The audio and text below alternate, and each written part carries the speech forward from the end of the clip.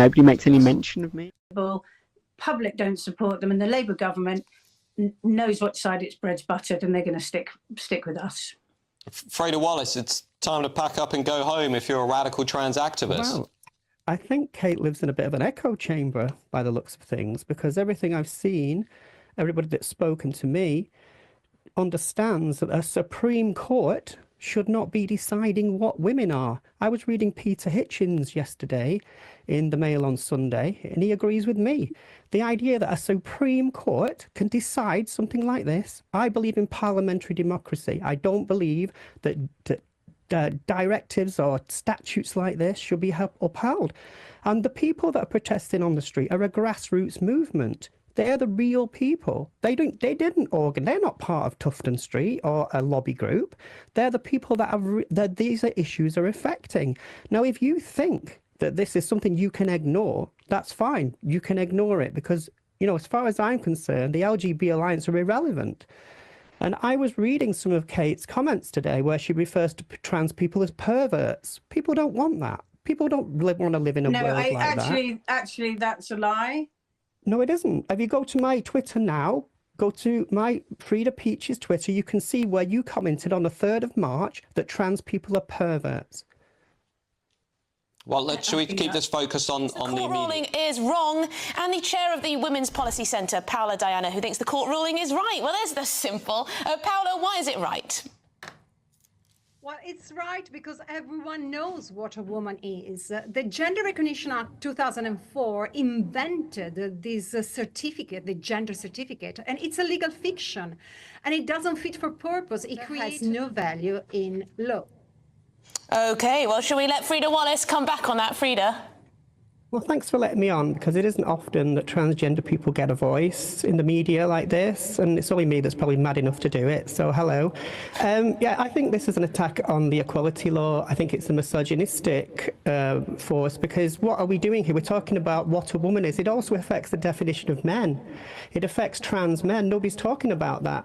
The reason people are asking what is a woman all the time, and they're reducing women's bodies to, you know, biology all the time, and it's a reductive argument.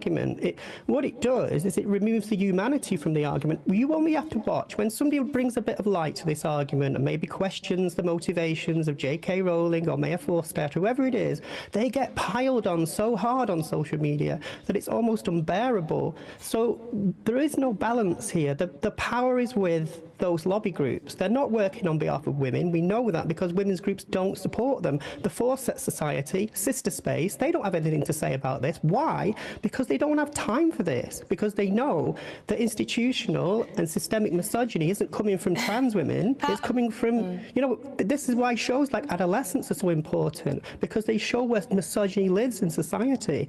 You know, that's why we talk about this stuff. Now, this affects me personally, directly, but you know, in my social life, in my general life, people don't call me a woman. They don't say, look, Freda, you're a woman. They just treat me as a human being. We don't communicate like that. It doesn't matter how much makeup you have. It doesn't matter how much plastic surgery, let me speak. Yeah. It doesn't matter how much plastic surgery. It doesn't matter how your hair looks like. It doesn't matter. So we are very happy for any man to dress as they please. But we don't want men to start invading our spaces. And regarding to the so-called trans men that I have to explain the public to understand what it is, they're women identifying as men. No one is against them, of course, but they don't have the same problem, and because men are not attacked by the rights of these people as much as women are, because we know that women are threatened every day by sexual abuse. And so the Gender Recognition Act, through the gender certificate, was posing a threat to women because was creating a loophole in the law. And any man, any pervert, any killer, any pedophile, any rapist could have just said, oh, I feel I'm a woman today. I want a gender... But Paola, that's not how the law worked, is it? I mean, we saw that there are transgender people who say that they're transgender women who are ending up in male prisons, certainly in England, because that's how the law has been interpreted by the UK government. The Supreme Court today has affirmed that interpretation of the law. That's how the law has been. There have been transgender women in female prisons. Sorry, Paula. Exactly, Emily. The law has been interpreted very badly, I'm afraid, Tom. And that's why this court ruling is phenomenal. And I thank for Women's Scotland because they posed this question. This is only a button. Paula, but I'm just going to interrupt just because we need to bring Frida back in because I just want to get the balance right on this. Frida, come back in. What would you like to say to what Paula said there? I think we can all fully understand there are certain situations where sex does matter in law. But the problem is she's aligning the word paedophile with me in a conversation, and that is very dangerous. Now, what I would also say is this is incremental. You have to look at what is happening in America at the moment and look at the policies of Trump, because these are the policies of sex matters, and there are no prizes for women at the end of the gender critical movement because it doesn't actually support feminism. It rejects feminism, and you can observe that in the people that support it. Lawrence Fox was very happy about this today. Why is Lawrence Fox happy? Because he's a misogynist. And this is where we're going with this. So if you want to go down this route, this Trumpian route... Do women like myself or Paula have internal misogyny, Frida? Just because Lawrence Fox celebrates this? I don't think it's funny, Emily. I'm sorry, but that's a ridiculous statement that just because someone who you believe to be misogynistic has celebrated something that therefore it's misogynistic. Yes, but it's a pattern of misogyny that we see. Look at why does Elon Musk support J.K. Rowling? I don't know. You'd have to ask him. Well, because this is the misogyny. I didn't get into this by writing about trans issues. I wrote about the far right. I can't tell you who I work for, because if I do, I will get threats. I will get people emailing me to my employer to try and get me fired. So I can't tell you who I research for, and that is a real serious problem. Well, we don't want that. Paula, do you want to come back? Of course. I mean, we need to protect children and women from rapists, from pedophiles. And this is something we have to say over and over again. The Gender Recognition Act poses a threat to women and children and young girls, because any man can go into their spaces pretending they have a certificate, a gender recognition certificate. Can I just say one thing to that? Yeah, Frida, come back in just for a second. I just want to say one thing. You had a long say earlier. Paula, we're just going to... We'll come back, Paula, I promise. We'll come back to you. You had a long thing to say, and it was a weighty charge. So let's let Frida speak to it. All I want you to do between you, when this goes on to social media, if this goes on to X, have a look at the comments under it directed at me. Analyse those comments and extrapolate from that exactly what I'm talking about. And you will have to... this is the media you put out. This is why no trans people will talk to you. This is why the only reason I'm here is because I keep banging on your door. Well, Frida, that is a good point, because this ruling does say that transgender people will be protected, just not with female sex-based rights. Paula, it is true. Culture, I just despise it. It's not about me and you. It's about protecting children and women of this country. It's about protecting the ones who are most vulnerable. You're not protecting anyone. Can you let You're not protecting anyone. Can you let me talk? See how they respect women. They are always banging on being kind with them. Poor us, poor us. What about being kind with women? No, I'm very strong and I will counter you. I mean, they should silence you because you can't just shut. I'm not trying to silence you. I'm telling you where you were wrong. That's as simple as that. It's simple. OK, well... attacking a woman in a changing room. Not attacking. We're not talking about attacks. I mean... Well, I am. Well, I'm not. I'm talking about women's rights to privacy and dignity. Women have the right to have spaces where they can go to the toilet, deal with their period, change their clothing without men being present. That was accepted by everyone until very recently. So it's not a question of attacks, although sometimes attacks do happen, but it's a question of dignity and safety. That's what the Sandy Peggy case is about. If you come to lesbians, we don't have any lesbian bars any longer. We don't have any lesbian cafes, any lesbian bookshops. I'm a bit old for dating apps. So these people have made that. Down the street on my own and being attacked by a man that I am if I'm in a changing room. It's not about attack. Women, they do occur. Dignity, I think, if you can't be in public and not respect those things, you probably shouldn't be in public at all. If you're out in public and you're pointing at strangers because you think they might be trans, then you've got a problem, you know, that, and people do that. So, and also this thing about dating apps and social spaces like lesbian clubs, I'm from a very small town.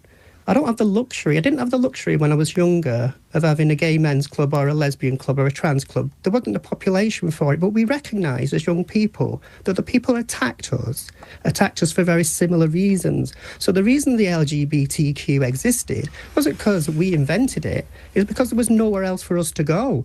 When we saw that pride flag on a building, it meant you will be safe here. You won't get beaten up by football fans. If you see a pride flag on a train, it may seem tokenistic, but it's like saying to somebody, we have your back if something goes wrong. Because for the longest time, I had to know when match days were in my town, so I didn't have to get on public transport during those times.